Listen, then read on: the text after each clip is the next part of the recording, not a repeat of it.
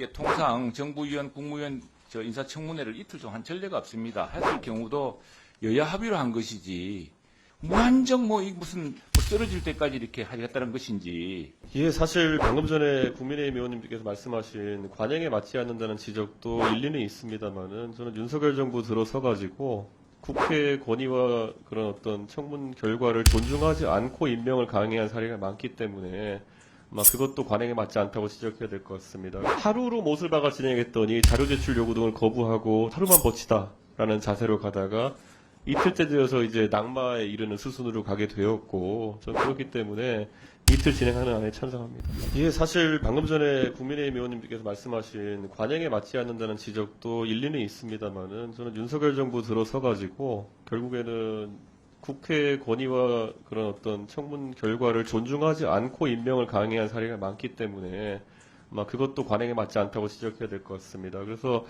가장 최근에 아마 국민들이 기억하고 계신 청문회 중에 하나가, 인상적으로 기억하실 청문회가 여성가족부 장관 후보자 김해 후보자에 대한 청문회였을 겁니다. 근데 그때 그 과정을 보면은 하루로 못을 박아 진행했더니 자료 제출 요구 등을 거부하고 제대로 응답하지 않으면서 하루만 버티다라는 자세로 가다가 이틀째 되어서 이제 낙마에 이르는 수순으로 가게 되었고, 전 그렇기 때문에 지금의 비정상적인 상황 속에서는 아주 엄밀한 정밀한 검증을 할 필요성이 있다라고 저는 봅니다. 그래서 국민의힘 의원들께서도 방금 최수진 의원님께서 말씀하신 내용도 충분히 합리적이지만은 지금 이진숙 후보자 같은 경우에도 매우 엄정하고 엄밀한 검증을 받을 것 정도는 예고 받아야 되지 않나, 저는 그런 생각입니다. 그리고 이진숙 후보자의 성향에 대해 가지고는 우리가 판단을 미리 하고 있는 것처럼 보이는데 저는 그런 부분도 적절하지 않다 봅니다. 그래서 우리 위원회에서 그분의 성향을 논하는 것은 저도 너무 많이 하지 않았으면 좋겠다. 다만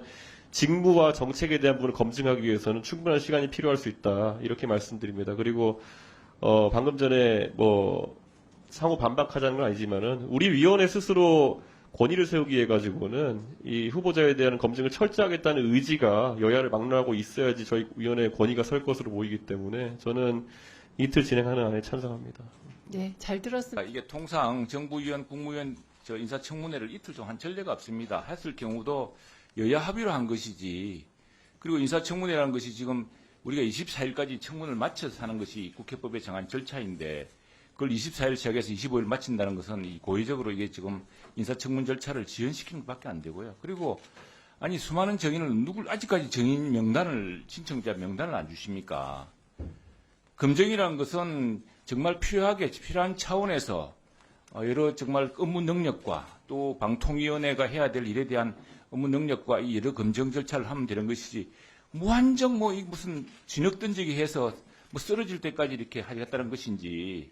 우선 이게 전례가 없는 사안이고, 이 부분에 대해서 저희들이 누차에 걸쳐서 정인 숫자를 조정하든지 해서, 아니면 우리가 정인 수를 줄여줄 테니까 정인 순서를 줄이든지 해서 중복된 것을 피하고 해서 하루 내에 끝내자, 이렇게 하는 것이 빨리 인사청문회, 더구나 이 인사청문회가 지난번에 그 적반하장식 탄핵으로 인해서 생긴 공석을 채우기 위한 거 아닙니까?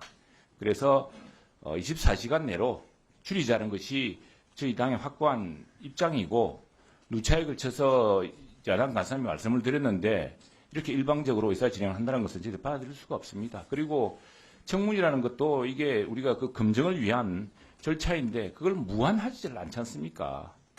그리고 과거에 몇 차례 이틀 한 사례가 있었는데 모두 여야 합의로 그 필요에 따라서 여러 가지 정인이라든가 또는 그 시간 배분이라든가에 대한 합의를 거쳐서 한 것이지 이렇게 일방적으로 한 적이 없습니다. 이게 나중에 고의적으로 그 청문 절차를 늦추는 이런 악례가 될까 봐 매우 두렵고, 우리 최민희 위원장님께서 전례에 따라서 또 국회 전통에 따라서 24일까지 인사청문 절차를 마쳐야 하는 것이 국회법에 따른 정확한 시한이라는 것을 좀 확인해 주셨으면 좋겠습니다.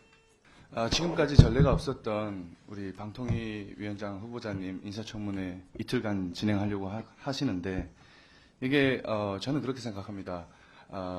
언론 노조에게 잘 보이기 위한 정치 공세일 뿐이고, 그리고 이진숙 마녀 사냥에 불과하다라는 말씀을 드리겠고요. 애초에 이진숙 방통위원장 그 후보자님에 대한 인사청문회가 왜 실시됩니까? 이동관 위원장님은 취임 3개월 만에 이제 자진 사퇴하셨고, 그리고 김홍일 위원장님은 6개월 만에 자진 사퇴하셨습니다. 탄핵 수출을 발의해서 방통위가 식물 상태가 되는 것을 막고자 자진 사퇴한 것이 아니겠습니까? 모두 민주당의 탄핵병으로 인해서 일어난 사태라고 생각을 하고요. 그리고 우리 존경하는 최민희 위원장님께서 얼마 전에 그 보도 자료를 내셨더라고요. 윤석열 정부 들어와서 방통위원장 사퇴로 인해서 2년 만에 방통위원장 청문 준비 비용이 문재인 정부를 초과했다, 이런 말씀을 하셨는데, 지금까지 윤석열 정부 들어서 2년 동안에 1억 3,900만 원이 넘는 인사청문 비용이 들어갔고, 문재인 정부 5년 기간에 쓴 것은 1억 800만 원이 좀 더 됩니다. 그래서 벌써 이제 넘어섰는데, 좀 맞는 말씀이라고 생각합니다. 민주당의 탄핵병으로 인해서 방통위원장 사태로 지금까지 얼마나 많은 국민 혈세와 행정 낭비가 일어나고 있는가라는 말씀을 드리겠고, 그리고 현재 방통위 현안이 얼마나 많은데 민주당의 어떤 언론 장악 야욕으로 인해서 낭비되고 있는 국회 보좌진, 정부 부처, 국회 사무처 등 얼마나 많은 에너지를 더 낭비해야 되는가라는 말씀을 드리겠습니다. 고맙습니다. 박충건 위원님, 그러면 본 위원장이 언론 노조에 잘 보이려고 이틀 하자고 한다는 주장을 하시는 건가요? 그거는 취소하셔야 될 것 같습니다. 그 발언은. 그리고 거꾸로 우리 이제 서로 각 당의 대표로 나와 계시는데, 민주당 의원이나 조국혁신당 위원께서 박충건 위원님이 용산에 잘 보이려고 그런 발언을 한다고 만약에 얘기한다면 제가 제지할 거거든요. 그런데 저는 24일, 25일 하자는 주장 있을 수 있고 24일 하루 하자는 주장이 있을 수 있다고 생각해요. 근데 그거를 그 위원장이 언론노조에게 잘 보이려고 이 안을 올렸다고 말하시면 그건 저와 언론노조의 관계를 너무 모르시는 얘기여서 팩트가 아님을 말씀드리고요.